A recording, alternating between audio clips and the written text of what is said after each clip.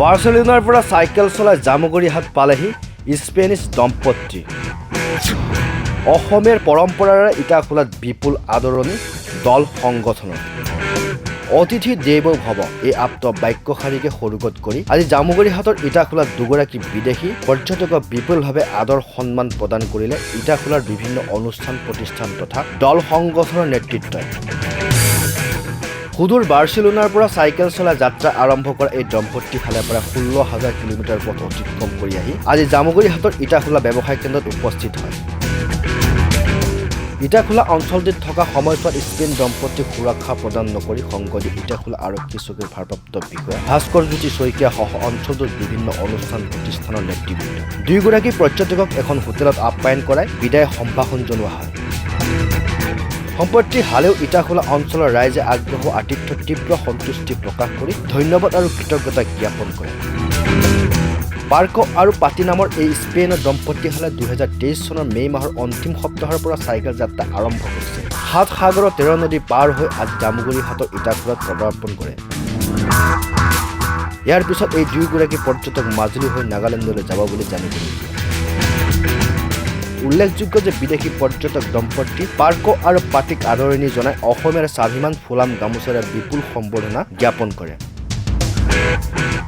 এই সম্বোধনা জ্ঞাপন কৰিলে সদৌ অসম জাতীয়তাবাদী যুৱ সন্মিলনৰ সাধাৰণ সম্পাদক অনিল কুমাৰ বৰা আৰু ৰাধাকৃষ্ণ মন্দিৰ সমিতিৰ পৰিচালনা সমিতি, ইটাখোলা ই-ৰিক্সা সন্থা আদিকে ধৰি 20ৰো অধিক অনুষ্ঠান প্ৰতিষ্ঠানৰ বিষয়ববীয়াসকলে। My name is Paco, she is Patti, and we come cycling from Spain. We started in May last year.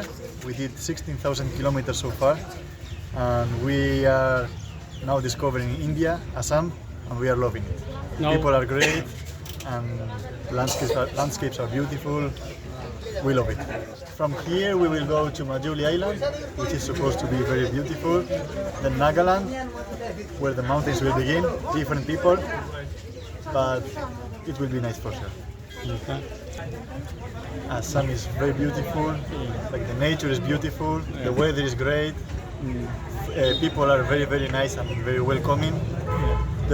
We cycled 18 countries from Spain, and Assamese people, we are not gonna never forget them.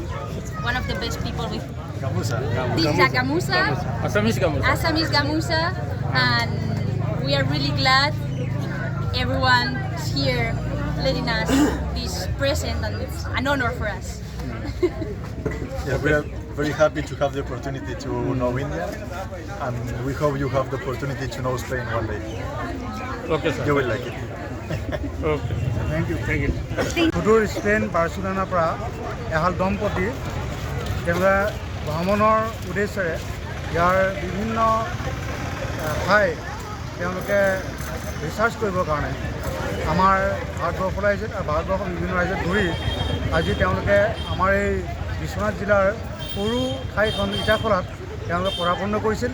আমি এই বিদেশী দম্পতি হালক দেখি বৃহত্তৰ ইটাখোলাৰ বিভিন্ন অনুষ্ঠান প্ৰতিষ্ঠান, আজি ৰাধাকৃষ্ণ মন্দিৰ উন্নয়ন পৰিচালনা সমিতিৰ বৃহত্তৰ ই-ৰিক্সা সন্থাৰ বিষয়ববীয়াসকল আৰু আমি সদৌ অসম জাতীয়তাবাদী যুৱ সন্মিলনৰ তৰফৰ পৰা এই বিদেশী দম্পতি দুয়োকে আমি আজি উষ্ম অভিনন্দন জ্ঞাপন কৰিছোঁ।